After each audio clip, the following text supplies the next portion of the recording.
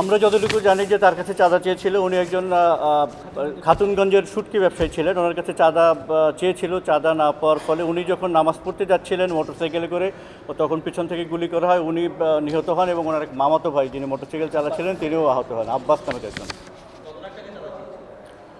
আমাদের চাঁদার অ্যামাউন্টটা ওইভাবে বলা হয়নি, বলা হচ্ছিল যে চাঁদা চেয়েছে, এই আমরা তথ্যের মাধ্যমে জানতে পেরেছি, পারিবারিক সূত্রে জানতে পেরেছি যে দীর্ঘদিন যাবৎ তাকে উত্ত্যক্ত করেছে এবং চাঁদা চাচ্ছে। কত টাকা চেয়েছে যিনি মারা গেছেন উনি মূলত জানতেন।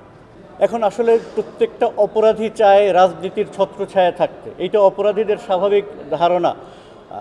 রাজনীতির জন্য যতটা না দায়ী তার চেয়ে বেশি অপরাধী একটা জায়গা খুঁজে, একটা স্থান খুঁজে রাজনীতিকে ব্যবহার করে রাজনীতির উপরে দোষ চাপায়।